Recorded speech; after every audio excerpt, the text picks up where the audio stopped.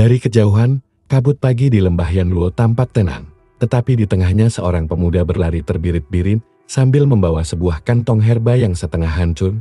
Su Enlie tidak tahu berapa lama ia telah berlari, yang ia tahu hanyalah tubuhnya terus menolak dunia. Rumput yang tersentuh lengannya berubah abu, batu yang tersenggol lututnya retak, bahkan angin pun seperti menjauh ketika menyapu kulitnya. Ia hanya ingin membawa obat untuk nenek tua desa yang sakit. Tapi semua orang meneriakinya sebagai iblis. Dari belakang terdengar gema langkah para murid sekte tombak karmik. Itu dia. Jangan biarkan dia lolos. Dia membunuh penjaga gerbang kita. Teriak seorang murid. Su Enlie menoleh sambil tersengal. Aku tidak sengaja. Aku hanya menepuk pundaknya. Katanya lirih, hampir menangis. Namun tidak ada yang mau mendengarnya. Tepat saat ia hendak berbelok, seorang murid meloncat dan menebaskan tombak. Su Enlie panik, tersandung, dan tombak itu mengenai kulit lengannya. Dalam hitungan detik, tombak besi tersebut berubah menjadi bubuk hitam yang terhenti di udara sebelum jatuh membentuk garis abu. Murid yang menggenggamnya berteriak histeris. Melihat itu, Su Enlie mundur beberapa langkah. Gemetar, maaf. Aku tidak bisa mengontrolnya. Bisikannya tenggelam oleh teriakan ketakutan para murid. Ia membalik badan dan kembali berlari. Di sepanjang perjalanan, dahan pepohonan memutih seperti dipanggang. Dedaunan meluruh seakan hangus dari dalam, meninggalkan jejak sunyi menuju tebing sempit. Nafasnya terengat, bukan karena lelah, tapi karena ketakutan menumpuk di dadanya. Ia tidak pernah ingin menyakiti siapapun. Dia hanya ingin hidup seperti orang lain yang bisa bersalaman, menolong, atau sekadar menyentuh pundak seseorang tanpa menghancurkan hidupnya. Ketika mencapai ujung tebing, Su Enlie berhenti di bawah sana jurang berkabut gelap. Jika ia salah langkah, ia akan hilang tanpa jejak. Namun suara teriakan di belakang semakin mendekat. Pilihannya hanya dua, menyerang atau melompat. Tiba-tiba sebuah suara perempuan menggetarkan udara, dingin tetapi lembut. Jangan bergerak. Sosok itu muncul dengan melayang pelan dari sisi tebing Yen Qingsu. Gadis dengan rantai berpendar biru melingkar di kedua lengannya. Murid utama sekte rantai cakrawala, langkahnya ringan. Tetapi tekanan auranya membuat para murid yang mengejar menghentikan langkah. Su Enlie menegang, menatap rantai spiritual yang mengambang di sekeliling gadis itu. Rantai itu bukan logam biasa, itu adalah rantai roh, artefak yang tidak akan disentuh langsung olehnya, karena tidak memiliki tubuh fisik. Ia sedikit lega. Kau ingin menangkapku juga? Yen Qingsu menatapnya tanpa emosi. Aku ingin memahami kau dulu. Rantai merayap mendekati Su Enlie, berhenti setengah dipa dari kulitnya. Energi spiritualnya bergetar kuat, terhalang oleh sesuatu yang tak terlihat. Kutukanmu. Bukan kutukan biasa, aku tidak ingin melukai siapapun, ujar Su Enlie. Suaranya pecah. Aku hanya ingin menyerahkan obat ini. Ada nenek yang sakit di desa bawah lembah. Gadis itu terdiam sejenak. Para murid sek di belakangnya saling berbisik ketakutan. Tapi Yen Qingsu justru mendekat. Ia mengulur rantai untuk perlahan mengambil kantong herba yang berada dalam genggaman Su Enlie. Jangan bergerak, perintahnya. Ketika ujung rantai menyentuh kantong herba, sesuatu terjadi, bukan kehancuran, tapi sebaliknya, rantai itu bergetar, seolah menolak realita di sekitarnya. Yen Qingsu memandangnya dengan curiga. Ini aneh, energi di sekitarmu meniadakan wujudku, seolah kau tidak seharusnya berada di dunia ini. Su Enlie menunduk. Aku juga ingin tahu kenapa. Belum sempat Yen Qingsu bertanya lebih lanjut, tanah di bawah kaki para murid sekte tombak karmik mulai retak. Dari balik kabut jurang, muncul sesosok bayangan tinggi berkulit asap hitam. Wei Jilu dari sekte kabut malam, senyum liciknya menggantung seperti cakar malam. Anak itu akhirnya keluar dari persembunyian. Su Enlie menggigil. Bukan dia lagi. Yen Qingsu refleks memundurkan rantainya, bersiap bertarung. Tapi Wei Jilu hanya tertawa kecil sambil melangkah maju. Tubuhnya bergetar seperti kabut yang mencoba mengambil bentuk manusia. Su Enlie, tubuhmu bukan kutukan, tubuhmu adalah kunci apa? Su Enlie melangkah mundur, hampir terpeleset dari tebing.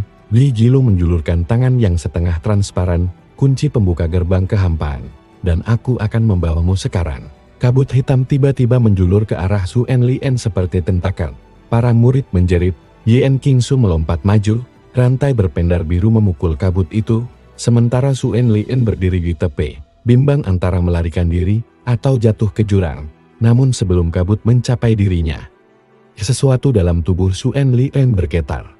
Dan udara di sekelilingnya pecah seperti kaca retak, semuanya membeku. Kabut yang merayap, rantai yang melayang, angin yang berhenti. Hanya Su Enlien yang masih bisa bergerak terengah, ketakutan dan bingung apa yang terjadi. Bisiknya, dan dari balik kekosongan, sebuah suara asing berbisik tepat di telinganya. Selamat datang kembali, simpul kehidupan Kenol. Kabut yang semula membeku perlahan pecah seperti pecahan kaca yang kembali bergerak waktu berjalan lagi. Rantai spiritual Yen Qingsu menghantam udara kosong. Karena kabut hitam Beijilu telah terdorong mundur oleh gelombang tak terlihat yang barusan meledak dari tubuh Su Enlien. Para murid sekte tombak karmik jatuh tersungkur. Sebagian muntah darah karena tekanan tiba-tiba yang bahkan tidak mereka lihat datang. Su Enlien terpaku, memandang kedua tangannya masih bergetar. Masih sama seperti sebelumnya, namun kini ada sesuatu yang berbeda. Udara di sekelilingnya seperti takut mendekat. Aku tidak melakukan apa-apa. Benar-benar tidak. Yen Qingsu melompat ke dekatnya. Rantainya berputar seperti helai cahaya biru yang siap melindungi. Apa yang kau keluarkan barusan? Itu bukan energi roh, bukan kekuatan alam, dan bukan teknik apapun yang pernah kulihat.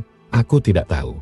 Su Enlien menjawab lirih. Aku hanya takut. Beijilu menyeringai, meski separuh wajahnya retak seperti asap yang dipukul angin. Itu bukan kekuatan, itu adalah respons tubuhmu. Sedang mengingat jati dirinya, Yen Qingsu mengacungkan rantainya tajam. Jangan seolah-olah kau tahu segalanya. Jika kau berani mendekat lagi, aku akan memutus kabut tubuhmu menjadi serpihan. Beijilu tertawa gelak, lalu menyelubungi dirinya dengan kabut hitam pekat yang menyebar seperti lautan malam. Tekanan spiritualnya meningkat, membuat tanah di tebing bergetar hebat. Anak itu milikku, dunia ini tidak bisa membiarkan keberadaannya berjalan bebas. Su Enlien menelan ludah, ketakutan bercampur putus asa. Tolong, jangan dekat-dekat, aku tidak ingin membunuh siapapun. Aku tidak takut padamu, anakku. Beijilu mengangguk tipis, karena kau bukan makhluk hidup. Yen Qingsu merentangkan kedua tangannya. Rantai roh membentuk lingkaran pelindung di sekeliling Su Enlien. Bicara lagi tentang itu, dan aku benar-benar memutus kabut kepalamu. Tekanan di udara meningkat, kabut hitam melonjak seperti lautan yang sedang marah. Rantai biru berkilau, menciptakan medan tak terlihat yang memotong kabut. Dua kekuatan itu bertabrakan, menciptakan gelombang energi yang bergemuruh memecah tebing. Namun di tengah pertempuran itu, Su Enlien merasakan sesuatu yang aneh. Ada suara lain di kepalanya lebih jelas dari bisikan sebelumnya. Jangan biarkan mereka menyentuhmu. Mereka bukan untukmu. Dalam sekejap, Su Enlien jatuh berlutut. Kepalanya berdenyut sakit. Seolah ribuan ingatan yang bukan miliknya mencoba masuk ke dalam otaknya. Gambar-gambar abu, ruang gelap, dan dunia yang belum pernah ia lihat menari di matanya. Suara itu lagi tenang, datar, dan asing. Ingat, kau bukan bagian dari dunia mereka. Aku adalah bagian dunia ini. Su Enlien meraung dalam hati, ia menolak suara itu, menolak kesadaran asing yang mencoba merayapi dirinya. Tiba-tiba tanah di bawahnya meletus, rantai Yen Qingsu terlempar. Beijilu berseru gembira ketika kabut hitamnya menelan setengah tebing. Akhirnya, tubuhmu bereaksi lagi. Su Enlien berdiri, tubuhnya bergetar hebat. Mata hitamnya kini dipenuhi kilatan abu. Udara di sekitarnya menjadi korosif, bahkan cahaya matahari pudar ketika menyentuh lingkaran di sekitarnya. Apapun yang terbawa angin ke arahnya, serpihan batu, daun kering, bahkan percikan air embun semuanya berubah menjadi abu sebelum mencapai kulitnya. Yen Qingsu terkejut bukan main. Tunggu, energimu naik dengan sendirinya. Itu tidak normal. Beijilu memekik senang. Bagus-bagus. Biarkan tubuhmu mengingat. Simpul kehidupan Kenom memang tidak memerlukan teknik. Ia hanya perlu bangun. Su Enlien menutupi telinganya, berhenti. Semuanya berhenti. Aku tidak ingin ini. Tubuhnya memancarkan gelombang nihil yang membuat tebing berderak seperti lilin meleleh di bawah matahari. Para murid berteriak ketakutan, lari pontang-panting. Melihat keadaan semakin memburuk, Yen Qingsu mengambil keputusan cepat. Ia menarik sebuah jimat, memecahkannya, dan rantai spiritual membungkus tubuh Su Enlien dari ujung kaki hingga leher. Cahaya biru membentuk kepompong pelindung. Tenang. Aku tidak akan menyakitimu. Aku hanya menahan energi itu sementara. Teriak Ye. Suen Lien meronta, jangan sentuh aku, tahu akan. Aku menggunakan rantai Ron, tidak ada kontak fisik, kau aman. Balasnya cepat. Kabut Wei Jilu mencoba merangsek masuk. Namun rantai roh Yen Qingsu membentuk formasi kecil yang menciptakan ruang stabil di sekeliling Suen Lien. Untuk pertama kalinya, ia terlihat seperti remaja biasa, ketakutan dan bingung. Aku tidak ingin menjadi monster, lirih Suen Lien sambil menunduk dalam kepompong rantai. Yen Qingsu menahan nafas, menunduk sedikit. Aku tahu, karena itu aku di sini. Wei Jilu menggeram, gadis menyebalkan. Kau menghalangi takdir. Dalam sekejap, kabut hitam melompat maju, membentuk cakar raksasa. Yen Qingsu menguatkan formasi dengan menggigit bibir. Aku tidak akan membiarkanmu mengambilnya. Kabut itu menghantam formasi, menciptakan ledakan cahaya dan suara yang memekakkan telinga. Dalam kekacauan itu, Suen Lien merasakan dunia di sekelilingnya memudar lagi. Tapi kali ini, bukan karena kekuatannya melainkan karena seseorang menariknya masuk ke dalam ruang lain. Ia mendengar langkah kaki lembut dan suara perempuan lain, asing namun hangat. Suen Lien. Akhirnya aku menemukanmu. Sosok itu muncul dari balik cahaya. Wajahnya lembut. Matanya seperti senja yang baru tumbuh SANMRW. Namun ada yang janggal, ia memegang tangan Suen Lien. Dan tangannya tidak berubah menjadi abu. Cahaya yang menelan Suen Lien memudar perlahan. Meninggalkan ruang gelap yang terasa seperti berada di dalam cangkang dunia lain. Tidak ada angin, tidak ada tanah, tidak ada arah. Hanya kehampaan yang terasa hangat. Seperti pangkuan yang tidak seharusnya ada. SANMRW berdiri di hadapannya. Sosoknya memancarkan kelembutan yang justru membuat Suen Lien merinding. Rambut hitam keperakan gadis itu bergelayut pelan seolah mengabaikan hukum gravitasi. Matanya ungu muda, nyaris transparan menatap Suen Lien dengan keakraban yang tidak bisa ia pahami. Tanganmu. Suara Suen Lien bergetar pelan saat ia melihat jari-jarinya yang masih terhubung dengan tangan MRU. Kau tidak hancur. Gadis itu tersenyum tipis. Tentu saja tidak. Kutukanmu tidak berlaku padaku. Bagaimana bisa? Suen Lien mundur cepat. Napasnya memburu. Tidak ada yang bisa menyentuhku. Tidak ada. Bahkan tombak, daun, atau batu pun SSST. MRU mengangkat telunjuk ke bibirnya. Gerakan itu begitu lembut, begitu natural. Tetapi Suen Lien justru semakin takut. Suen Lien. Aku sudah mencarimu sangat lama. Suen Lien menelan ludah. Kita belum pernah bertemu. Tidak di dunia ini. Senyum itu berubah bermakna, seolah menyimpan ribuan tahun rahasia. Kau tidak ingat apapun tentang dirimu. Itu wajar. Simpul kehidupan, sepertimu memang selalu terlahir tanpa memori. Simpul apa? Suen Lien memelototkan mata. MRU tidak menjelaskan. Ia justru mendekat. Langkahnya sama sekali tidak membuat tanah atau apapun tempat itu bergerak. Suen Lien mundur hingga punggungnya menyentuh dinding. Tak terlihat. Kehampaan bergetar pelan seperti riak air. Aku tidak tahu siapa kamu.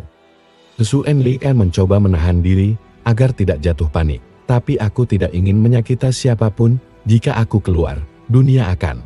Aku sudah tahu itu. MRU menyentuh dadanya dengan punggung tangan. Kau tidak berbahaya. Yang berbahaya adalah dunia yang mencoba memiliki tubuhmu. Sentuhan itu membuat dada Suen Lien dihantam rasa hangat aneh. Bukan sensasi fisik, lebih seperti ingatan sama ruang putih. Suara berbisik. Sebuah ritual, dan tangan yang sama memandunya, melangkah ke sesuatu yang menyerupai gerbang berkilauan. Suen Lien memegangi kepala. Hentikan. Aku tidak mengerti. Kenapa aku merasa seperti mengenalmu? Karena kita memang pernah terhubung. Sorot mata MRU melembut. Sebelum kau jatuh ke dunia fana, melalui celah waktu, aku adalah penjagamu. Suen Lien menatapnya kosong. Aku jatuh. MRU mengangguk. Tubuhmu tidak seharusnya ada di dunia ini. Dunia fana menolakmu. Karena itu apapun yang menyentuhmu menjadi abu. Realita tidak sanggup menahan keberadaanmu. Ia mengusap perlahan jari Suen Lien, yang justru tidak berubah apapun. Tapi aku bukan bagian dari realita dunia itu. Jadi aku bisa menyentuhmu. Hening panjang menyelimuti mereka. Untuk pertama kalinya, Suen Lien merasakan sentuhan manusia tanpa takut menghancurkan seseorang. Namun sebelum ia sempat menikmati perasaan itu, dunia gelap tiba-tiba bergetar keras. Suara retakan seperti kaca raksasa menggema. membuat MRU menegang. Tidak mungkin. Bisiknya, retakan cahaya membelah kehampaan, dan dari celah itu, muncul rantai biru bercahaya rantai Yen Qingsu. Suara gadis itu terdengar menggema dari sisi lain dunia. Su Enlian. Di mana kau? Jika ada yang menyakitimu, aku akan MRU menyipitkan mata. Gangguan yang merepotkan. Rantai itu mencoba menembus ruang gelap, tetapi justru meleleh sebagian seperti lilin. Setelah beberapa detik, rantai itu ditarik mundur paksa oleh Qingsu, seolah ia merasakan bahaya besar. Su Enlian tersentak Yen Qingsu. Dia mencariku. Gadis itu keras kepala, keluh MRU tenang, dan terlalu nekat menghadapi sesuatu yang tidak ia pahami. Su Enlian memelototkannya, jangan sakiti dia. Kali ini MRU menatapnya lama, kau benar-benar berbeda dari sebelumnya dari. Sebelumnya? Asain MRU tidak menjawab. Retakan lain muncul, kali ini lebih besar. Terdengar suara ledakan jauh, suara Wei Jilu disusul teriakan marah. Anak itu milikku. Jangan. Suara kabut itu terbelah sebelum kalimatnya selesai. Seperti ada sesuatu yang merobeknya dari luar ruang. MRU mendecak halus, kabut busuk itu juga ikut mencarimu, menyebalkan. Su Enlian memeluk dirinya sendiri, bingung dan semakin takut. Kenapa mereka mengejarku? Apa aku benar-benar monster? Tidak. MRU meraih kedua bahunya. Kau adalah kunci yang bisa membuka atau menutup gerbang kehampaan, dan setiap pihak ingin menggunakannya. Su Enlian terdiam. Hanya satu kata yang menggema di kepalanya, kunci. MRU memegang wajahnya. Aku ingin membawamu pulang. Su Enlian, tempatmu bukan di dunia fana. Kau tidak seharusnya sendirian, diburu, dan takut setiap menyentuh sesuatu. Suaranya berubah lembut. Aku bisa membuatmu tidak menyakiti siapapun lagi. Kau hanya perlu ikut denganku. Su Enlian menutup mata. Itu terdengar seperti mimpi yang selama ini ia inginkan, kehidupan tanpa ketakutan, dunia tanpa tragedi, seseorang yang bisa menyentuhnya tanpa mati. Namun, wajah Yen Qingsu muncul dalam pikirannya, wajah tegang penuh tekad, gadis yang menantang kabut tanpa tahu apapun tentang dirinya. Tapi tetap melindungi. Su Enlian membuka mata perlahan. Yen Qingsu dan desa di bawah lembah. Mereka butuhku. MRU menghentikan gerakan, wajahnya tenggelam dalam ekspresi yang tidak bisa dibaca. Kau memilih mereka. Dunia yang bahkan tidak bisa memelukmu. Aku tidak ingin lari lagi. Su Enlian mengepalkan tangannya. Aku tidak ingin jadi kunci siapapun. Aku hanya ingin hidup. MRU mengembuskan napas panjang kecewa. Lelah, sudah menduga. Baiklah, ia mengangkat tangan. Dan ruang gelap bergetar seperti kulit drum. Kalau dunia itu yang kau pilih. Nada suaranya berubah dingin. Maka aku harus memastikan dunia itu tidak menghancurkanmu. Dari balik punggungnya, muncul 6 lingkaran cahaya, seperti roda sihir purba, berputar perlahan seperti matahari yang sedang tidur. Su Enlian melangkah mundur, merinding. MRU. Apa yang kau lakukan? Gadis itu menaikkan dagunya sedikit. Aku akan menghapus semua yang mengancammu, termasuk mereka. Su Enlian terdiam, napas tercekat, karena untuk pertama kalinya sejak ia bertemu Sain MRU, ia merasa gadis ini jauh lebih berbahaya daripada kutukannya sendiri. Aroma kabut pagi lembab menggantung di udara, namun setiap tetes embun yang jatuh di dekat Shen Kun langsung menguap seperti disentuh matahari. Ia berjalan perlahan menuju pedesaan kecil bernama Qingxi, ditemani suara ranting rumput yang hangus setiap kali ujung jubahnya menyentuhnya. Beberapa warga berlarian melihat kedatangannya, namun seorang pria tua berwajah teduh menatapnya tanpa takut. Pria itu adalah Wu Mian, tetua desa yang jarang keluar rumah, namun selalu tampak tahu sesuatu. Saat Shen Kui melangkah lebih dekat, Wu Mian mengangkat tangan. Tunggu. Shen Kui berhenti, menjaga jarak agar tanah di bawahnya tidak retak. Zhao membawa kutukan yang tak pernah muncul di wilayah ini selama 1600 tahun, ujar Wu Mian.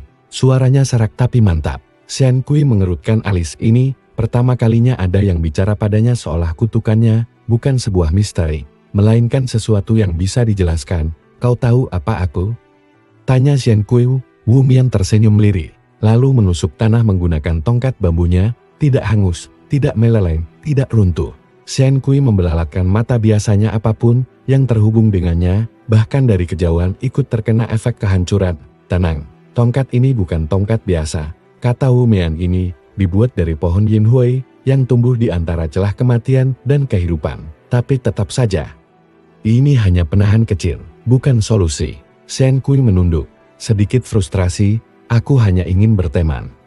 Tapi aku bahkan tak bisa menyentuh dunia tanpa merusaknya. Suaranya serak, tenggelam dalam keputusasaan. Wu Mian memandang pemuda itu dengan mata penuh rasa iba. Kau tidak diciptakan untuk menghancurkan anak muda. Kau diciptakan untuk mengakhiri sesuatu yang jauh lebih besar. Kata-kata itu menggantung di udara, berat dan mencurigakan. Tiba-tiba suara jeritan warga pecah dari ujung desa. Asap hitam meluncur seperti ular raksasa, menggerogoti atap rumah-rumah. Dari dalam kabut hitam itu muncul sosok perempuan berambut putih keperakan. Langkahnya ringan, tetapi tanah di bawah kakinya membeku menjadi abu kelabu. Shen Kui merasakan getaran aneh yang sama dari tubuhnya resonansi. Perempuan itu tersenyum sinis. Akhirnya kutemukan kau, saudara kutukan. Wu Mian mencengkram lengan Shen Kui berani menyentuh meski jubahnya berkerut terbakar. Itu Bai Ruoxian, pembawa kutukan Dingji. Kau dan dia adalah dua sisi dari bencana yang sama. Shen Kui melangkah maju, sementara kedua energi gelap yang tak terlihat itu bergemuruh di sekitar mereka, saling memanggil. Bai Ruoxian menatapnya penuh minat. Apa kau juga merasakan panggilannya? Aku sudah menunggu lama seseorang yang akhirnya bisa. Tidak musnah ketika berada dalam jarak satu langkah dariku. Angin memutar di sekeliling mereka, membuat dedaunan berjatuhan dan terbakar oleh aura gabungan. Shen Kui mencoba berbicara. Kenapa kau mencariku? Bai Ruoxian tertawa rendah. Karena hanya antara kita berdua yang bisa bersentuhan tanpa saling menghabisi, dan dunia ini sedang menunggu salah satu dari kita runtuh. Wu Mian berteriak agar warga menjel. Namun mata Bai Ruoxian hanya fokus pada Shen Kui. Mari kita saling santu. Agar dunia tahu siapa yang pantas bertahan, ia melangkah maju. Shen Kui menahan napas. Jika benar ia bisa menyentuh seseorang tanpa membuat mereka jadi abu, ini akan jadi pertama kalinya. Namun sebelum kulit mereka bersentuhan, langit menggelegar, memaksa mereka mundur. Dari balik awan, muncul simbol kuno terbakar merah menyala. Wu Mian memucat. Sigil penghakiman telah bangkit. Terlalu cepat. Shen Kui menatap Bai Ruoxian yang kini tampak sama terkejutnya. Apa itu? Ia bertanya. Bai Ruoxian menggigit bibir. Giginya berderak. Itu berarti pembawa kutukan ketiga sudah bergerak. Dan untuk pertama kalinya, Shen Kui merasa bahwa kutukannya bukan hanya tentang dirinya. Langit di atas desa Qingxe berubah menjadi merah tua, seolah-olah darah yang mendidih sedang menodai awan. Simbol raksasa yang terbakar itu terus berputar dengan derak keras, memancarkan cahaya yang membuat mata perih. Shen Kui merasakan tubuhnya bergetar. Bukan karena takut, melainkan karena ada sesuatu dalam dirinya yang dipanggil, dipaksa bangkit. Bai Ruoxian memandang tanda itu dengan wajah pucat. Untuk pertama kalinya sejak muncul, kesombongannya memudar. Itu bukan sekadar sigil, katanya perlahan. Itu pemanggilan, dia sudah bangun. Xiang Bujing, pembawa kutukan ketiga, kutukan Henim. Shen Kui memicingkan mata. Henim? Bai Ruoxian menatapnya, bibirnya menegang. Segala sesuatu yang disentuhnya tidak akan hancur, tidak akan membeku, tidak akan meledak, tapi akan berhenti, diam, seolah tidak pernah memiliki masa depan. Kata-kata itu melayang seperti kabut dingin, membuat bulu kuduk Shen Kui meremang. Kalau aku membuat segalanya menjadi abu, maka dia membuat segalanya berhenti. Sementara itu, Wu Mian mengamati langit dengan wajah gelisah. Tiga pembawa kutukan tidak boleh berada dalam jarak 1000 langkah satu sama lain. Dunia ini terlalu rapuh. Namun sebelum ia sempat menjelaskan lebih jauh, tanah bergetar, bukan karena gempa tapi seolah suara seluruh desa menghilang. Desa Qingxe yang biasanya dipenuhi suara ayam, anak-anak, air sungai, dan dedaunan bergesek kini berubah sunyi total. Tidak ada apapun, bahkan napas Shen Kui sendiri tidak terdengar. Suara dunia berhenti. Di tengah kesunyian itu, di antara kabut merah yang turun perlahan, muncul sosok pria muda berambut hitam keabu-abuan, dengan pakaian hitam tanpa ornamen. Wajahnya datar, tak berekspresi, seakan dunia bukan sesuatu yang pantas diperhatikan. Ia melangkah tanpa suara, hanya dunia yang ikut membeku setiap kali kakinya menapak. Shen Kui menelan ludah meski tidak terdengar itu dia. Bai Ruoxian hanya mengangguk, tidak mampu menutupi ketegangannya. Xiang Bujing, kutukan Henin, ia pembawa kutukan yang paling stabil, tapi paling berbahaya. Bujing berhenti 5 langkah dari mereka, matanya tidak berfokus pada Bai Ruoxian atau Shen Kui, melainkan pada Wu Mian. Ia mengangkat tangan perlahan, dan saat itu Wu Mian berhenti bergerak, tidak membeku, tidak berubah menjadi abu, tidak membusuk. Berhenti, seakan waktu baginya tidak lagi mengalir. Shen Kui hendak berlari, namun Bai Ruoxian meraih lengannya. Sentuhan pertama dari seseorang yang tidak berubah jadi abu. Sensasi itu aneh, hangat, nyata. Itu membuatnya tertegun. Jangan maju. Kau tidak tahu cara menghadapinya. Namun Shen Kui menatap Wu Mian yang membeku seperti patung hidup. Dia satu-satunya yang bisa menjelaskan kutukan ini. Aku tidak bisa membiarkannya begitu saja. Bujing kemudian berbicara. Suaranya datar, tetapi setiap kata membuat udara bergetar. Kalian berdua sudah terlalu dekat. 3 kutukan tidak boleh bersatu. Dunia tidak akan bertahan. Shen Kui mengepalkan tangan. Aku tidak peduli. Aku hanya ingin berteman.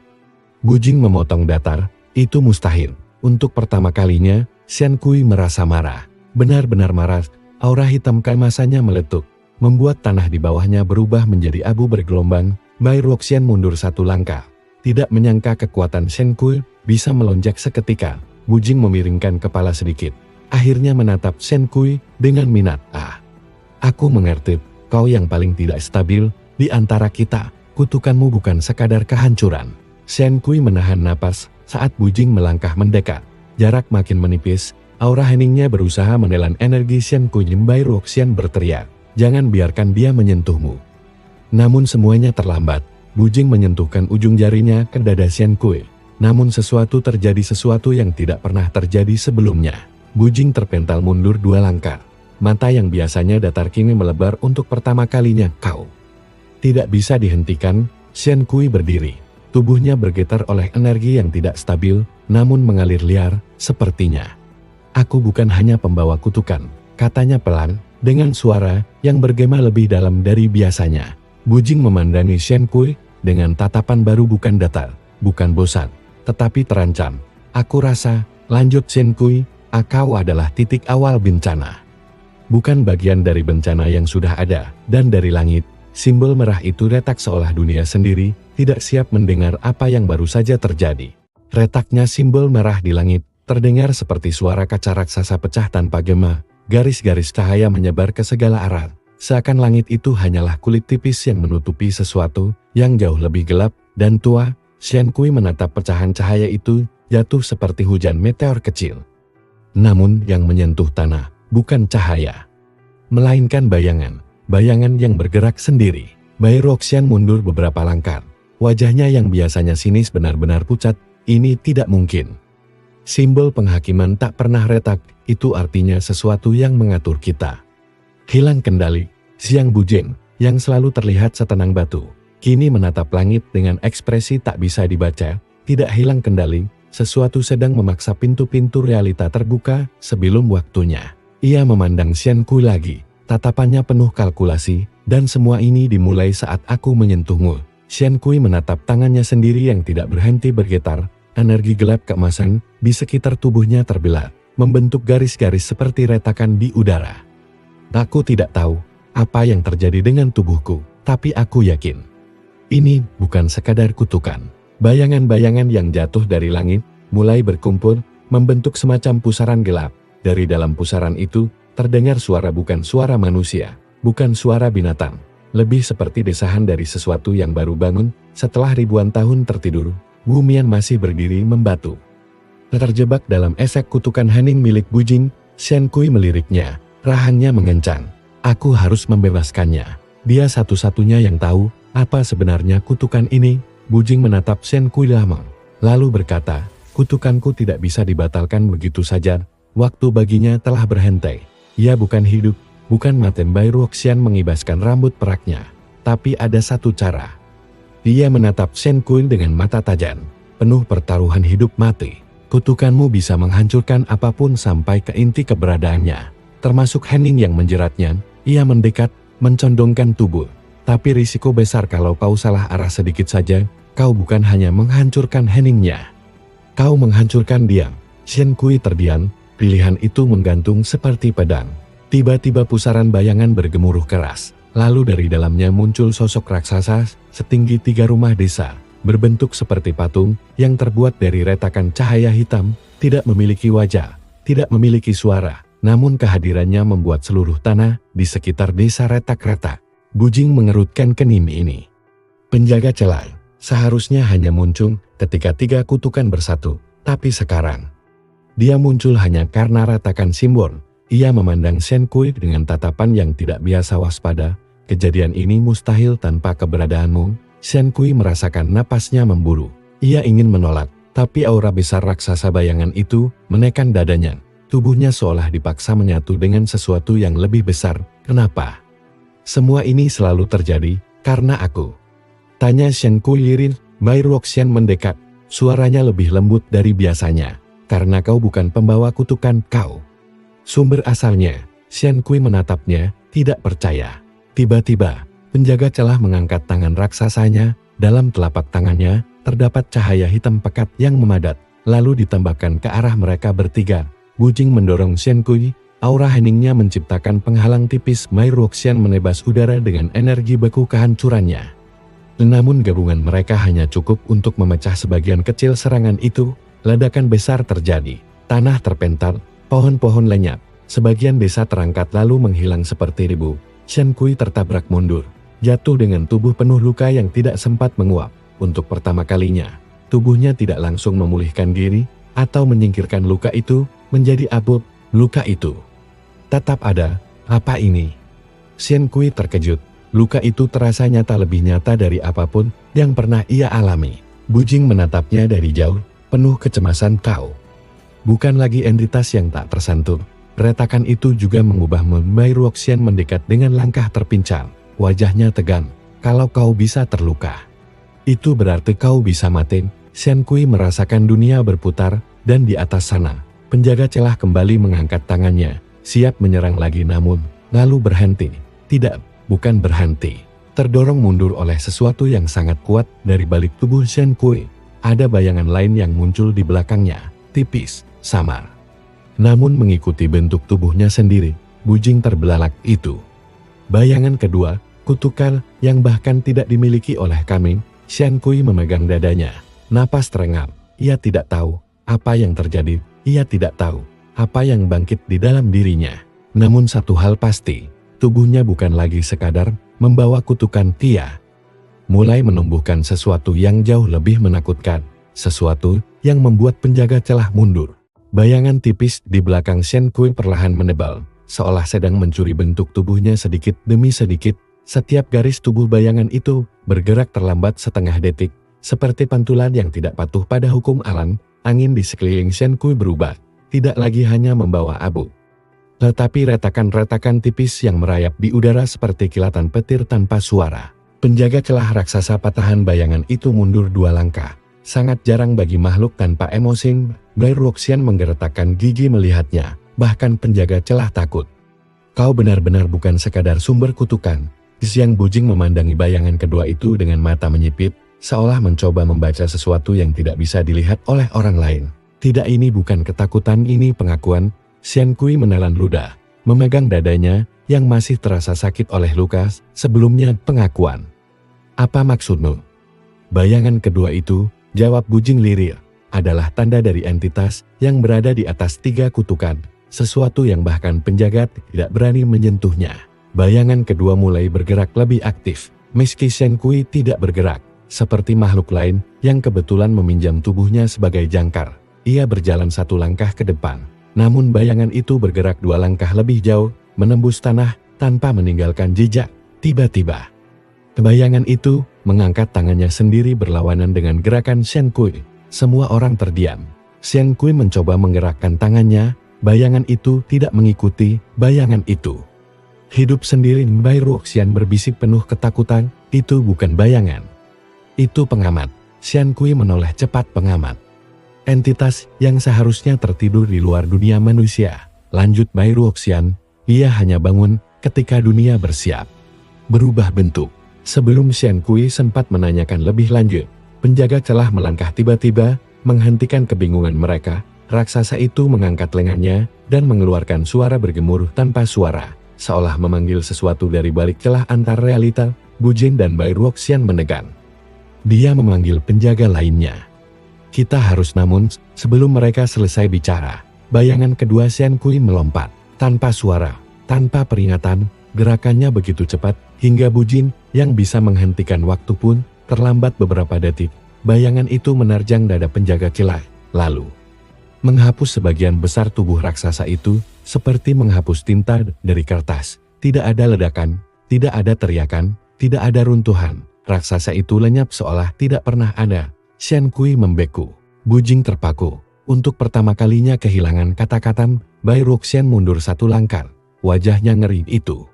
Itu bukan kekuatan menghancurkan, itu kekuatan menghapus eksistensi. Bayangan kedua kembali berdiri di belakang Shen Kui, tenang, seolah hanya melaksanakan tugas tanpa emosi. Shen Kui memegang kepala. Gemetar, kalau itu kekuatanku, kenapa aku tidak bisa mengendalikannya? Bujing mendekat perlahan, masih menjaga jarak, karena itu bukan kekuatanmu, itu adalah sesuatu yang sedang menumpang padamu. Namun sebelum Shen Kui sempat merespon, sesuatu yang lain mulai terjadi. Bayangan kedua perlahan menempel pada tubuhnya, tidak masuk, tidak hilang, tetapi membuat garis bentuk tubuh Shen Kui menjadi ganda seolah ia memiliki dua siluet yang hidup berdampingan. Lalu dunia di sekitarnya berubah. Langit yang retak memperdalam celah-celahnya. Cahaya dan bayangan menjadi kacau, dan dari arah timur, suara langkah-langkah berat menggema. 3, 6, 12. Banyak. Bujing memucat. Penjaga-penjaga lain sudah mendekat, dan bukan satu. Mereka bergerombol. Ia memandang Shen Kui. Mata setenangnya kini mulai goyah, karena mereka menganggapmu ancaman terbesar dunia. Shen Kui mengeringkan keringat dari dahi, tapi keringat itu berubah menjadi abu sebelum menetes. Pandangannya kabur sesaat, tapi ia memaksakan diri berdiri tegak. Aku hanya ingin hidup normal, berteman, dan tidak membuat siapapun terluka, katanya dengan suara hampir pecah. Kenapa dunia menganggapku ancaman? Jawabannya muncul dari bayangan kedua. Untuk pertama kalinya, entitas itu mengeluarkan suara, bukan suara manusia. Bukan suara makhluk, suara yang terdengar seperti gema ribuan napas. Karena kau, pembentuk akhir. Bai Ruoxian terdiam, tubuhnya gemetar. Bujing menatap Shen Kui seperti melihat bencana yang belum pernah dicatat sejarah. Shen Kui mencoba memahami kata itu, tetapi sebelum ia sempat bertanya, dari balik celah langit, muncul tangan raksasa kedua penjaga celah, jauh lebih besar dari sebelumnya. Turun seperti gunung jatuh. Bujing berteriak, menjauh. Bai Ruoxian memekik, Shen Kui. Shen Kui menatap tangan raksasa itu turun, dan bayangan keduanya perlahan maju ke depan, siap melenyapkan apapun. Namun tepat sebelum tabrakan itu terjadi, suara seseorang memanggil Shen Kui dari jauh. Suara lembut, hangat, manusiawi. Shen Kui, jangan biarkan dirimu hilang. Dan suara itu terdengar sangat familiar, seseorang dari masa lalunya, seseorang yang seharusnya sudah lama menjadi abu. Suara itu menembus hiruk-pikuk kehancuran, berbeda dari semua suara yang pernah Shen Kui dengar sejak kutukannya bangkit. Suara itu lembut, lebih manusiawi dari apapun di dunia retak ini. Shen Kui membeku, tangan raksasa penjaga celah yang turun perlahan terasa menjauh dari kesadarannya. Bayangan kedua yang sebelumnya siap menerjang ikut berhenti, seolah suara itu mengikatnya. Bujing dan Bai Ruoxian saling menatap. Mereka berdua sama-sama mendengar suara itu, namun sama sekali tidak mengerti bagaimana hal itu mungkin. Bai Ruoxian berbisik, itu suara manusia biasa. Dari mana? Bujing menjawab lirih, tidak mungkin ada manusia biasa yang mampu berbicara menembus kekuatan celah kecuali. Shen Kui tidak mendengar mereka. Tubuhnya membeku, matanya melebar, napasnya tercekat, karena suara itu adalah suara seseorang yang seharusnya sudah hilang, menjadi abu oleh kutukannya sendiri. Ibu, bisik Shen Kui. Langit yang retak tidak lagi terdengar. Gerakan penjaga menjadi lambat seperti lumpur. Dunia menahan napas. Dan dari pinggir medan kehancuran, di antara serpian rumah desa yang nyaris hilang, sebuah siluet berjalan keluar. Seorang wanita muda dengan rambut hitam terikat sederhana, mengenakan pakaian desa yang lusuh. Dan wajah lembut yang dulu sering Shen Kui lihat sebelum semuanya berubah menjadi bencana. Wanita yang ia yakini telah menjadi korban pertama kekuatannya. Wanita yang ia tangisi diam-diam setiap malam sejak kutukannya bangkit. Wanita itu tersenyum tipis. Xian Kui. Kau sudah besar. Xian Kui melangkah mundur, gemetar itu. Itu tidak mungkin. Ibu kau aku menyentuhmu. Kau wanita itu menggeleng lembut. Tidak, kau tidak membunuhku. Bayangan kedua di belakang Xian Kui bergerak gelisah, seakan terganggu oleh kehadiran wanita itu. Garis-garis kabut hitam mengelilinginya, melengkung seperti hewan liar yang mendengus. Bujing memicingkan mata. Ada sesuatu yang salah. Wanita itu energi dirinya tidak sesuai dengan dunia ini. Bai Ruoxian mencabut pedang esnya. Dia bukan manusia biasa. Aura itu terlalu bersih, terlalu sempurna, seolah dia bukan bagian dari kehancuran. Xian Kui menatap ibunya, atau makhluk yang tampak seperti ibunya dengan mata marah. Jika kau bukan ibu, siapa kau? Wanita itu berhenti 3 langkah dari Xian Kui, tidak mendekat lebih jauh. Senyumnya tidak berubah, tapi matanya dalam, terlalu dalam, seperti danau tanpa dasar. Xian Kui, aku datang untuk mengingatkanmu. Dia mengangkat tangan, tanpa mendekat. Bayangan itu bukan musuhmu. Bayangan kedua bergerak, seolah tidak suka kata-kata itu, menghentak ringan, membuat tanah di belakang Xian Kui retak. Dia, lanjut wanita itu, bukan kekuatan yang menumpang padamu. Dia adalah dirimu. Bujin dan Bai Ruoxian terperanjat bersamaan. Xian Kui terasa seperti jatuh ke jurang tanpa dasar. Tidak mungkin. Aku tidak punya kekuatan seperti itu. Aku bahkan tidak bisa mengendalikan kutukanku sendiri. Wanita itu menatapnya penuh kasih, namun ada sesuatu yang lain di balik mata itu, sesuatu yang bukan manusia, sesuatu yang mengawasi dunia dari luar. Aku tahu kau takut, tapi saat kau lahir, dunia sudah pernah bereaksi seperti ini. Hanya saja mereka menghapus jejaknya dari ingatan sejarah. Bayangan kedua kini menempel di punggung Xian Kui, seolah ingin menyatu lagi. Semakin lama semakin tegas bentuknya. Wanita itu melanjutkan dengan suara yang membuat bulu kuduk merinding. Xian Kui, kau bukan pembawa kutukan. Bai Ruoxian menutup mulut. Ngeri. Bujing memundurkan 1 langkah. Wajahnya untuk pertama kalinya benar-benar pucat. Wanita itu berkata dengan jelas, kau adalah inti dari semua kutukan. Udara bergetar hebat. Dari balik langit yang retak, suara 1000 penjaga bergema bersamaan, seakan menolak kebenaran itu. Xian Kui menatap wanita itu, tubuhnya goyah. Ibu. Suaranya pecah. Kalau itu benar, lalu siapa kau? Wanita itu tersenyum, bukan senyum ibu manusia, lebih seperti senyum entitas kuno yang memakai wajah ibunya. Aku adalah memori yang kau simpan. Dan pesan yang ditinggalkan oleh mereka yang menciptakan. Bai Ruoxian mendegang, mereka yang menciptakannya. Kau bicara seperti Xian Kui bukan manusia. Wanita itu menatap Xian Kui dalam, anakku. Kau bukan lahir, kau dibangkitkan. Xian Kui merasa dunia runtuh. Tangannya terjatuh lemas, dan saat itu juga, tangan raksasa penjaga celah yang sebelumnya tertahan akhirnya turun menghantam tanah. Bayangan kedua melesat ke depan, dan menahan serangan itu. Prosesnya begitu kasar hingga tanah berkeping-keping. Namun dampaknya menghancurkan daerah sekitar seperti dentuman petir hitam. Bujing berteriak. Xian Kui fokus. Dia bukan ibumu. Wanita itu hanya tersenyum tipis pada teriakan itu, dan perlahan mulai memudar seperti ilusi yang selesai menjalankan tugasnya. Namun sebelum menghilang sepenuhnya, dia berpesan, jika kau ingin berteman, pertama-tama kau harus tahu siapa dirimu sebenarnya. Xian Kui memanggilnya, tapi wanita itu telah lenyap, dan bayangan kedua menoleh ke arah Xian Kui untuk pertama kalinya. Dengan guratan ekspresi yang tampak seperti kemarahan dan ketakutan, lalu bayangan itu berbisik pelan, seolah menahan sesuatu. Jangan dengarkan mereka, atau aku akan lepas. Dari kejauhan, 20 penjaga celah mulai maju bersamaan, dan untuk pertama kalinya, Xian Kui merasa bukan hanya dunia yang retak tapi dirinya sendiri juga mulai pecah.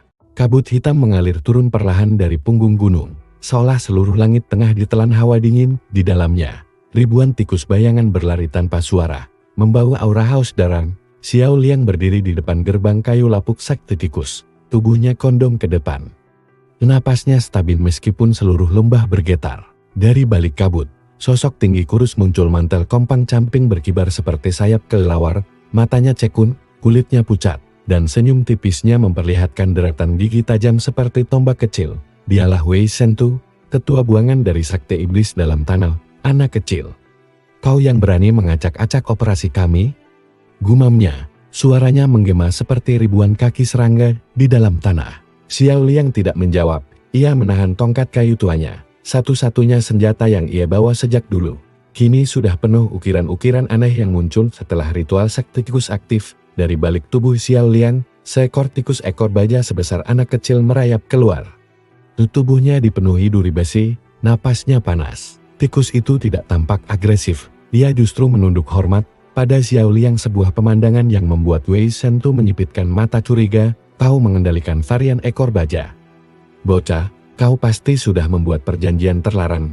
Xiao Liang menghela napas pendek, tatapannya tetap dingin. Aku tidak membuat perjanjian apapun, mereka yang memilih mengikuti, bukan aku yang memaksa. Wei Shentu tertawa pelan, suara tawanya seperti tulang-tulang yang beradu. Kalau begitu, aku yang akan memaksamu. Ia mengangkat tangannya.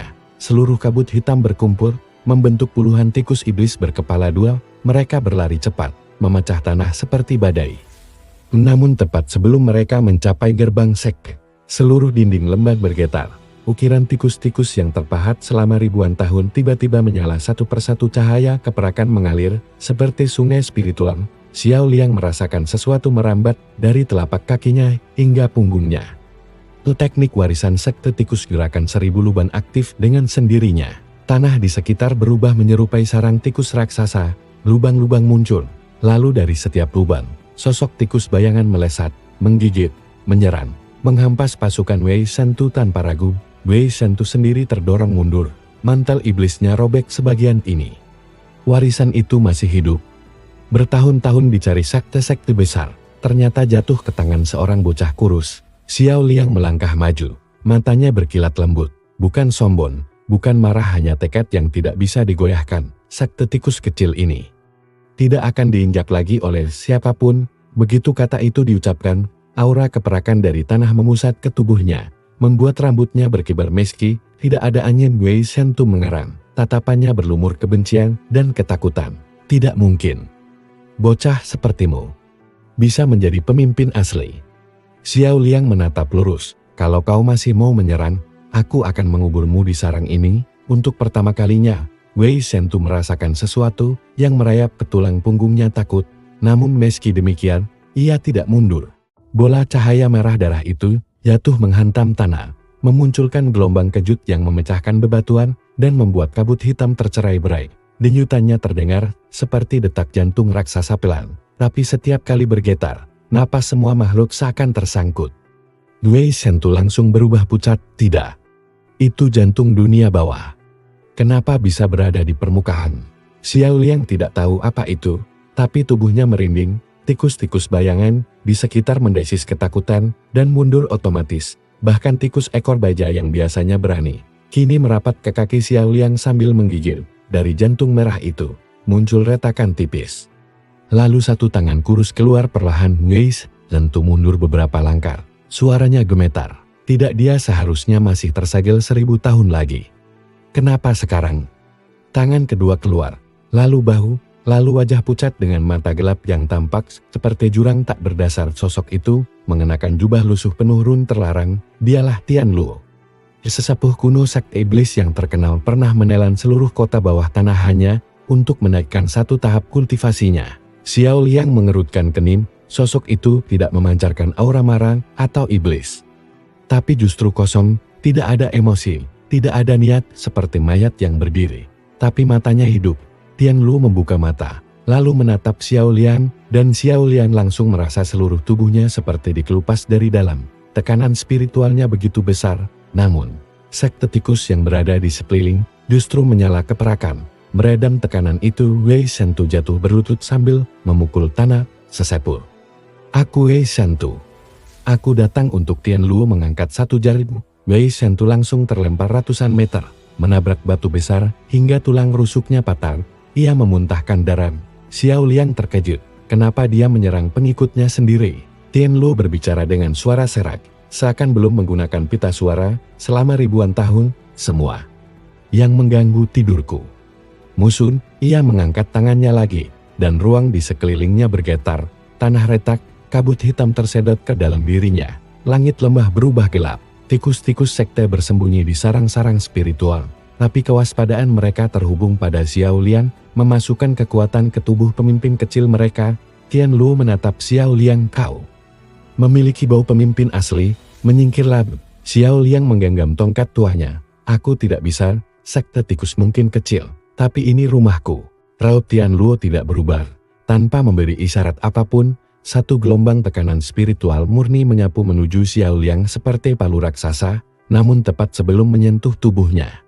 Tongkat tua Xiao Liang bersinar, ron-ron kecil muncul di permukaan tongkat, lalu memanjang ke tanah, menghubungkan semua lubang-lubang sarang. Cahaya keperakan pecah seperti badai. Teknik warisan, raja yang berjalan di 1000 celah aktif. Sosok Xiao Liang menghilang, muncul di atas bahu Tian Luo dalam sekejap, seolah melewati pintu-pintu rahasia yang hanya dimengerti para tikus. Tian Luo baru hendak berbalik, ketika Xiao Liang menghantamkan tongkatnya ke sisi leher sang sesepuh kuno. Hentakan itu tampak sederhana, namun seluruh lembah bergetar. Tian Luo terdorong 2 langkah, hanya 2, tapi itu sudah cukup untuk membuat matanya melebar sedikit, ekspresi yang mungkin tidak muncul selama berabad-abad. Menarik. Gumamnya di kejauhan. Wei Shentu yang terluka parah menatap dengan wajah ketakutan yang berubah menjadi kegembiraan. Gila, bagus. Suruh dia marah. Biar kau juga ikut hancur jadi debu, bocah. Tian Luo menurunkan tangannya. Udara menjadi bekul, tidak ada suara, tidak ada angin. Lalu rambut Xiao Liang berdiri. Sosok Tian Luo menghilang dari pandangan, dan saat muncul kembali, ia sudah berada tepat di depan wajah Xiao Liang, jarak sedekat nafas. Retakan kecil pada tongkat itu menyebar seperti jaring laba-laba, memancarkan kilau samar. Xiao Liang merasakan getaran halus, seperti tongkatnya sedang menahan teriakan nyeri. Itulah pertama kalinya ia sadar. Tongkat kecil itu bukan artefak biasa, ia hidup, ia merespons, dan kini ia terluka. Tian Luo menatap retakan itu. Matanya yang gelap memantulkan kilau aneh. Tongkat warisan asal 5 celah. Kukira sudah lama hancur. Ia mengangkat kepalanya sedikit. Menarik. Kau, bocah kecil, punya banyak rahasia. Xiao Liang menatap retakan itu dengan campuran marah dan takut. Tongkat ini melindungiku. Aku tidak akan biarkan kau merusaknya lagi. Tian Luo menghilang. Bukan kabur, melainkan menyelinap ke dalam bayangan. Sejenak, seluruh lembah terasa seperti satu ruang kosong tanpa gravitasi. Lalu suara lirih terdengar tepat di belakang telinga Xiao Liang. Apa kau yakin kau bisa melindungi apapun? Xiao Liang menoleh, tapi terlalu lambat. Tekanan spiritual Tian Luo menimpa tubuhnya seperti gunung. Tulang-tulang Xiao Liang berderak, keringat dingin membasahi pelipisnya. Tikus-tikus sekte yang tersebar di lembah berdesis, mengirimkan kekuatan ke tubuh Xiao Liang melalui jaringan 9 celah. Tian Luo menggerakkan jari telunjuknya, menekannya ke dada Xiao Liang. Bukan pukulan, bukan serangan, hanya sentuhan. Namun tanah di bawah kaki Xiao Liang runtuh, membentuk lubang sedalam 3 meter. Xiao Liang jatuh berlutut, napasnya tercekat. Kekuatan seperti ini, bagaimana dia bisa hanya sesepuh sakti iblis? Di kejauhan, Wei Shentu tertawa meski batuk darah mengalir dari bibirnya. Kau lihat? Itulah Tian Luo, penghancur tanah 7 lapis. Bahkan kaisar-kaisar kuno takut padanya.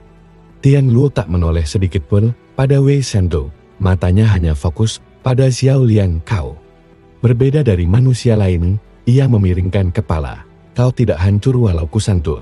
Padahal seharusnya kau jadi abu. Xiao Liang tersantak itu. Benar, kutukan tubuhnya yang membuat siapapun yang menyentuhnya langsung hangus menjadi abu tidak bekerja pada Tian Luo. Tian Luo melanjutkan dengan suara lamat. Tubuhmu membawa berkah yang telah terdistorsi. Ia menaruh telapak tangannya di atas kepala Xiao Liang, dan dunia tiba-tiba menjadi gelap. Bukan gelap seperti malam, tapi gelap yang tak memiliki batas, seperti ruang kosong sebelum dunia ada. Xiao Liang mencoba bergerak, tapi tubuhnya seakan ditahan oleh ribuan rantai tak terlihat. Cahaya keperakan sekte tikus mencoba menembus kegelapan, namun terhenti di ujung jari Tian Luo. Jangan khawatir, ucap Tian Luo pelan. Aku tidak ingin membunuhmu, aku hanya ingin melihat apa yang tersembunyi. Seketika itu juga, sebuah suara tua menggema di dalam kepala Xiao Liang. Suara itu berasal dari tongkat kecilnya, jangan biarkan dia menyentuh inti jiwamu. Suara itu teredam dan retak, seperti berasal dari makhluk yang berjuang untuk tetap sadar. Tian Luo menekan lagi. Xiao Liang merasakan sesuatu terbuka di dalam dirinya, sebuah pintu hitam yang sejak kecil tidak pernah ia ketahui, dan dari balik pintu itu, sosok lain muncul, mirip Xiao Liang, tapi tanpa bola mata, tanpa mulut, tanpa wajah, hanya kontur hitam seperti arang. Sosok itu menatap Xiao Liang, lalu menatap Tian Luo. Ruang hampa itu berguncang. Tian Luo mundur selangkah. Untuk pertama kalinya, aku mengerti sekarang, katanya perlahan, bukan kutukan, bukan kesialan. Ia menatap Xiao Liang dengan ketertarikan yang hampir seperti kagum. Kau adalah bejana, dan di dalam dirimu bersemayam sesuatu yang bahkan para dewa pun takut menyebut namanya. Xiao Liang gemetar. Bejana? Tian Luo tersenyum tipis. Jika kau bisa mengendalikan bayangan itu, bukan hanya orang yang menyentuhmu akan menjadi abu. Ia mendekat, seluruh dunia akan meredup di bawah sentuhanmu. Xiao Liang ingin melawan, ingin menjerit, ingin bergerak, tapi tubuhnya tidak mendengar, dan kemudian sesaat sebelum Tian Luo menyentuh pintu hitam di dalam jiwanya, bayangan tanpa wajah itu mengangkat tangannya, dan seluruh ruang hampa retak seperti kaca, mengembalikan Xiao Liang ke dunia nyata. Dalam satu ledakan cahaya keperakan, Tian Luo terdorong beberapa langkah ke belakang. Wajahnya untuk pertama kalinya menunjukkan ekspresi keterkejutan nyata di depan Tian Luo. Xiao Liang berdiri dengan mata keperakan menyala, napas berat, dan bayangan hitam di belakangnya bergetar pelan seperti entitas yang baru saja terbangun. Bayangan hitam di belakang Xiao Liang bergetar pelan. Ia tidak memiliki wajah, tapi seluruh lembah dapat merasakan tatapannya dingin, tua, dan lapar. Udara di sekitar Xiao Liang berubah seperti kabut tipis yang terbakar. Tanah menghitam dalam radius beberapa meter. Meski Xiao Liang sendiri tidak menyadarinya, Tian Luo mengangkat satu tangan, sedikit menyeka debu di bahu jubahnya. Sangat jarang sesuatu bisa mendorongku mundur. Nada suaranya bukan marah, malah seperti seorang peneliti yang menemukan spesimen langka. Bayangan itu melangkah setengah inci maju. Tanah langsung berubah abu. Xiao Liang membelalakkan mata, tubuhnya gemetar. Berhenti. Jangan muncul seenaknya. Namun suara itu hanya bergema di dalam hatinya. Bayangan itu sama sekali tidak bereaksi. Tongkat tua di tangan Xiao Liang menyala samar-samar, bergetar seperti berusaha menahan sesuatu yang jauh lebih besar. Tian Luo mengangsurkan tangan ke arah bayangan itu. Bayangan tak bereaksi hingga jari Tian Luo hampir menyentuhnya. Dalam sekejap, sebuah retakan hitam muncul di udara di depan jari Tian Luo, seperti kain realitas yang disobek. Wei Shentu yang menonton dari kejauhan histeris itu. Itu bukan kekuatan kultivasi. Itu kekuatan sebelum dunia diciptakan. Bocah itu. Apa sebenarnya bocah itu? Tian Luo menarik kembali tangannya dengan cepat. Mata gelapnya menyipit. Pertama kalinya menunjukkan kewaspadaan. Menarik, sangat menarik. Ia menatap Xiao Liang. Tapi kau belum siap. Tanpa peringatan, Tian Luo menghilang, bukan kebayangan, bukan terbang, tapi seolah melangkah keluar dari dunia. Bayangan hitam Xiao Liang merespons ketercekatan itu dan mengejar. Tapi tongkat tua memaksa Xiao Liang kembali sadar. Jangan biarkan ia keluar sepenuhnya. Suara itu menggema langsung dari tongkat, pecah-pecah seperti suara benda tua yang sedang patah. Xiao Liang menggigit bibirnya. Aku tidak tahu caranya menghentikan ini. Bayangan itu semakin tinggi. Bentuknya memanjang hingga lebih dari 3 kali tinggi Xiao Liang. Seakan mencari Tian Luo, seakan menantang dunia untuk datang melawan. Namun ketika aura hitam itu menyentuh batas lembah, seketika seluruh tikus sekte mengeluarkan suara serempak. Ci. Suara itu bergema bukan seperti ratusan, tapi seperti ribuan seruan kecil bersatu. Cahaya keperakan keluar dari semua lubang sarang, memancar ke arah Xiao Liang. Mereka tidak menyerang, mereka menahan. Cahaya keperakan itu membentuk lingkaran besar, mengurung Xiao Liang dan bayangan hitam di tengah. Bayangan itu bergetar, menambah tinggi, namun cahaya itu menekan kuat, membuatnya tidak bisa melangkah keluar dari lingkaran. Wei Shentu menatap dari jauh, wajahnya pucat. Ini formasi apa? Kenapa tikus-tikus itu bisa mengendalikan sesuatu yang seharusnya berada di luar pemahaman makhluk hidup? Tongkat tua Xiao Liang bersinar lebih kuat, dan perlahan bayangan itu mengecil, menciut, terhisap kembali ke tubuh Xiao Liang, seperti kabut hitam yang ditelan angin, hingga akhirnya Hanya ada Xiao Liang yang terengah-engah, lututnya goyah, tubuhnya basah oleh keringat dingin, lingkaran cahaya keperakan runtuh, sarang-sarang spiritual berhenti bersinar. Wei Shentu memaksakan diri berdiri walau tubuhnya remuk, menatap Xiao Liang dengan campuran ketakutan dan kemarahan. Bocah kau. Kau tidak hanya kutukan berjalan. Kau wadah iblis purba. Xiao Liang mengangkat kepalanya, tangannya masih gemetar. Aku tidak ingin jadi apapun, aku hanya ingin punya teman, tidak mau menyakiti siapapun. Wajah Wei Shentu berkedut. Kau pikir dunia peduli? Dengan kekuatan seperti itu, bahkan jika kau hanya ingin berpelukan, seluruh sekte bisa lenyap jadi abu. Xiao Liang menundukkan kepala. Ia tahu itu benar, tapi kemudian, suara kecil berbunyi dari dekat kakinya seekor tikus kecil. Tubuhnya berbulu putih keperakan, naik ke atas sepatunya. Tikus itu menatap Xiao Liang dengan mata bulat, tidak takut, tidak ragu, hanya penuh kepercayaan. Xiao Liang mengangkat tikus itu, berhati-hati, agar tidak menyentuh kulitnya langsung. Kau tidak takut padaku? Tikus itu menggoyang ekornya, lalu menunjuk ke arah barat dengan hidungnya. Xiao Liang bingung.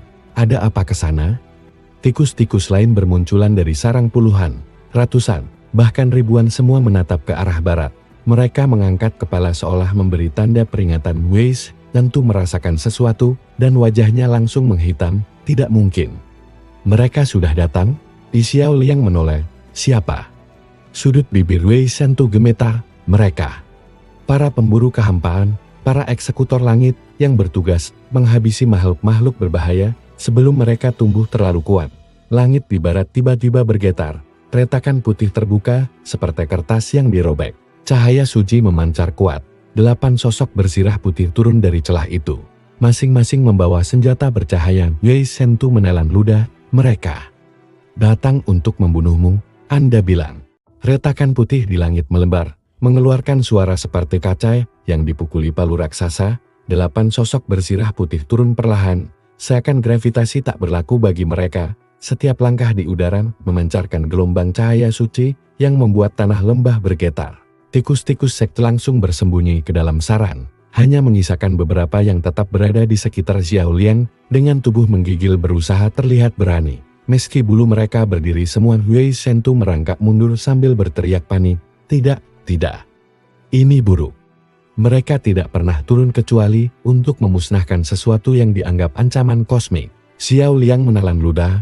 Ancaman kosmik, aku bahkan tidak bisa punya teman tanpa membuat orang ketakutan. Sosok pertama yang melangkah keluar dari celah langit, membawa tombak panjang berwarna putih kristal. Helmnya berbentuk seperti petir yang membelah dopa. Aura di sekitarnya membuat rerumputan berubah menjadi debu hanya karena terlalu dekat. Ia membuka visor helmnya, menampilkan wajah dingin tanpa emosi. Aku adalah Lian Su, ketua barisan pemburu kehampaan. Ia menatap langsung pada Xiao Liang seolah membaca halaman terbuka. Kami mendeteksi bangunnya entitas tak terklasifikasi di wilayah ini, dan kau adalah pusat anomali itu. Xiao Liang mundur selangkah. Aku tidak bangun apapun. Aku bahkan tidak tahu apa itu anomali. Sosok kedua, seorang wanita bersirah ramping dengan rambut perak panjang, melangkah maju sambil membawa lonceng kecil yang bergemerincing setiap kali ia bergerak. Ada entitas tidak berwajah yang keluar dari tubuhmu, itu cukup alasan untuk eksekusi langsung. Mata Xiao Liang melebar. Itu bukan keinginanku. Aku bahkan takut sendiri saat itu keluar. Namun para pemburu kehampaan tidak menunjukkan simpati. 4 dari mereka mengangkat senjata suci pedang cahaya, busur kristal, sabit bulan, dan kipas spiritual. Lian Su mengangkat tangan. Bocah bernama Xiao Liang, demi kestabilan 7 langit, kami akan menghancurkanmu dengan bersih. Percayalah. Ini adalah belas kasihan. Xiao Liang mengepalkan tongkatnya. Tapi, aku belum melakukan kejahatan apapun. Seorang pemburu lain tertawa pendet. Kejahatanmu sudah ada sejak kau lahir. Kau membawa kehancuran hanya dengan keberadaanmu. Kau adalah nasib buruk yang diberi daging. Ucapan itu menusuk. Tapi Xiao Liang menegakkan punggungnya. Aku tidak memilih lahir seperti ini, dan aku tidak akan tinggal diam kalau kalian ingin membunuhku. Lian Su mengangguk tipis. Maka kami lakukan sesuai prosedur. Ia mengangkat tombaknya. 8 lingkaran cahaya terbentuk di langit, masing-masing memancarkan kekuatan yang berbeda. Mereka menyusun formase yang membuat udara terasa berat seperti besi cair. Wei Shentu jatuh terduduk, seluruh tubuhnya gemetar, dan non-nonsense itu. Itu adalah formasi cincin kehampaan 8 pilar. Bahkan seorang kaisar abadi bisa hancur tanpa sisa. Tikus-tikus sekte di sekitar Xiao Liang mengeluarkan suara marah kecil Jie. Seolah memprotes ancaman itu, meski mereka tahu mereka tidak bisa mengimbangi kekuatan tersebut. Xiao Liang menggenggam tongkatnya lebih kuat. Tongkat, tolong bantu aku kalau aku mati. Tikus-tikus kecil ini juga ikut lenyap. Tongkat tua itu bergetar, namun suaranya terdengar sangat lemah. Tubuhmu terlalu rapuh. Aku tidak bisa memaksamu membawa kekuatan entitas itu lagi. Kau akan hancur. Xiao Liang menatap para pemburu kehampaan yang mengambil posisi siap menyerang. Mereka tidak akan memberi kita pilihan. Tiba-tiba bumi bergetar kecil, bukan karena para pemburu, melainkan karena sesuatu muncul di belakang Xiao Liang. Bayangan hitam tanpa wajah itu muncul lagi, tapi kali ini tidak sebesar sebelumnya, hanya sedikit lebih tinggi dari Xiao Liang.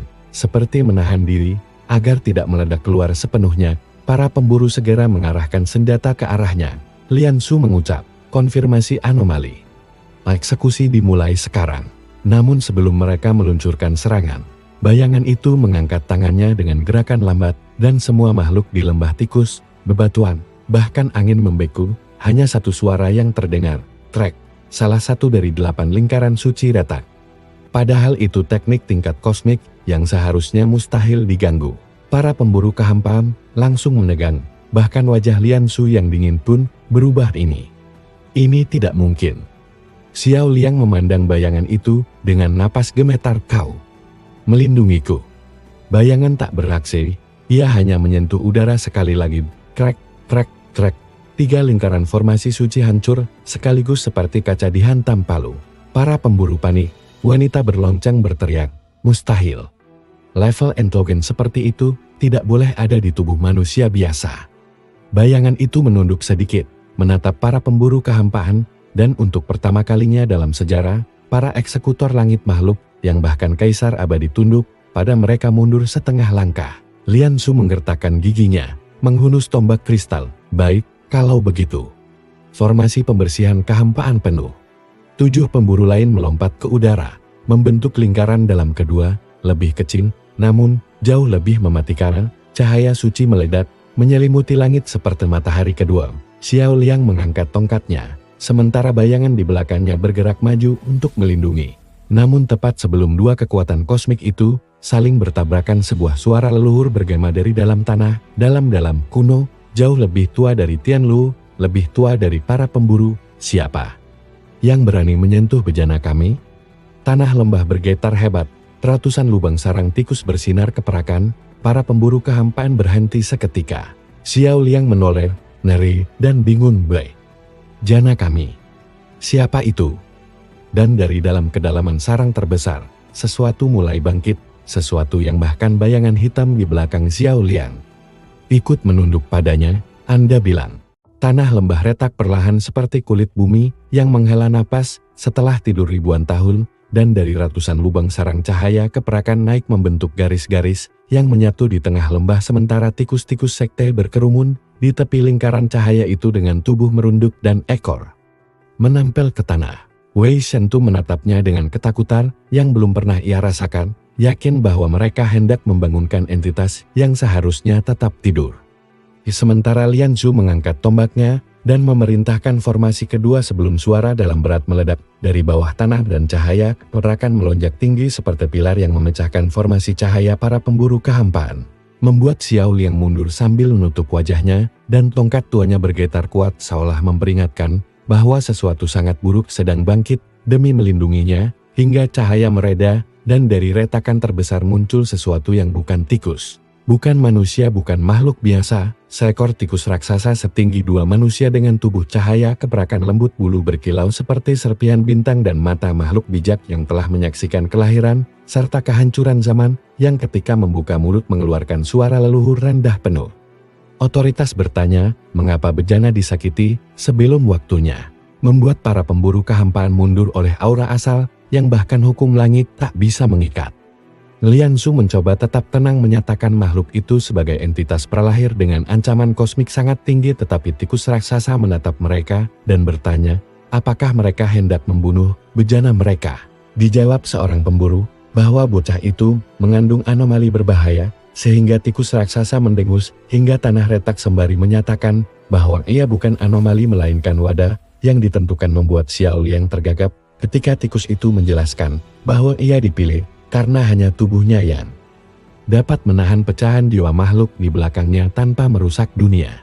Para pemburu kehampaan menolak wanita berlonceng, berkata makhluk itu tidak boleh eksis. Namun tikus raksasa menjelaskan bahwa entitas itu belum lengkap dan Xiao Liang adalah satu-satunya tubuh yang bisa menahannya tanpa terbakar, membuat Xiao Liang hancur karena hanya ingin hidup normal.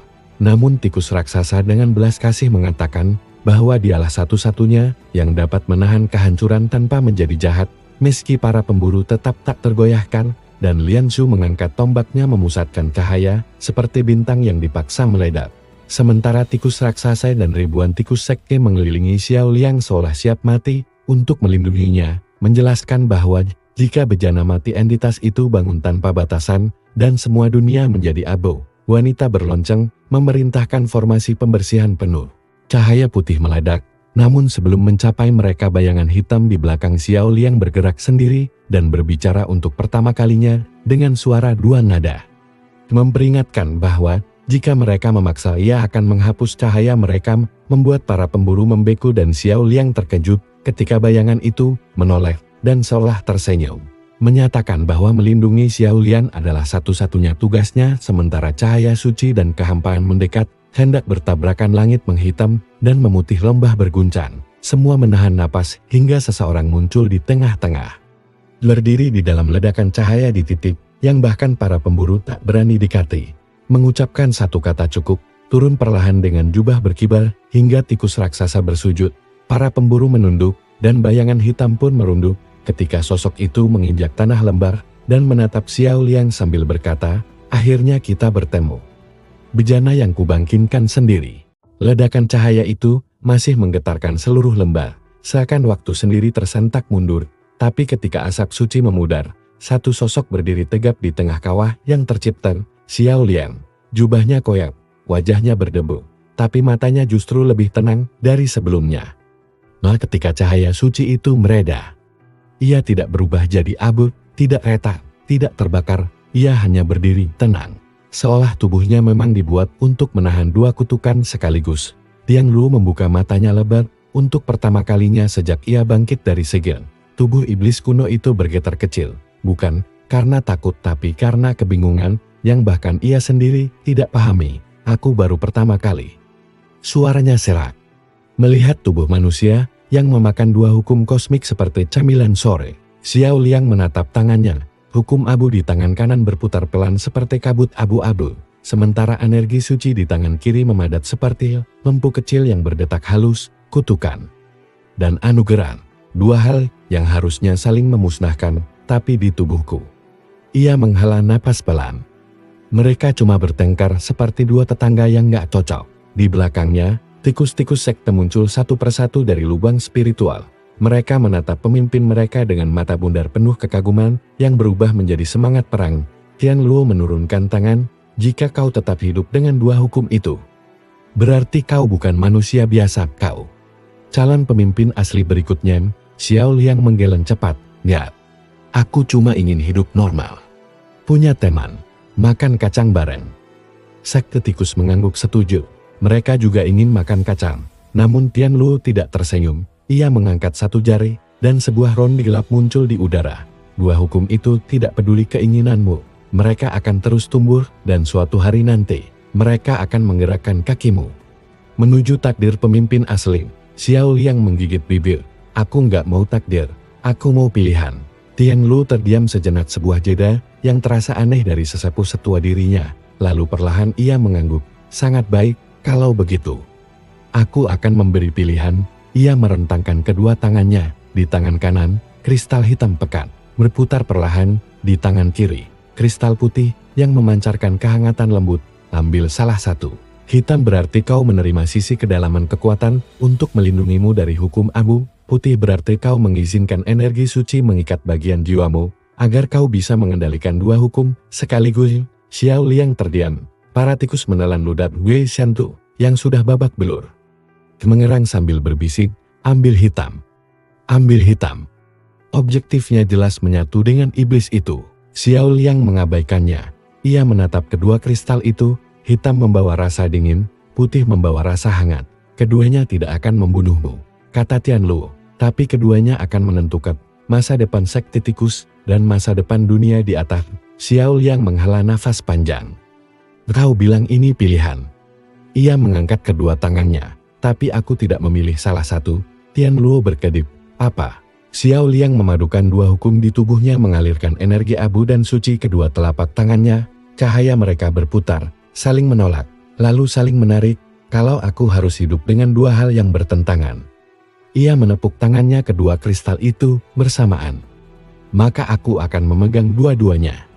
Ledakan cahaya terjadi, tapi bukan hitam, bukan putih, melainkan cahaya perak warna khas sekte tikus. Ron, di seluruh lembah bergetar, jubah Tian Luo berkibar, matanya melebar untuk kedua kalinya hari itu ini.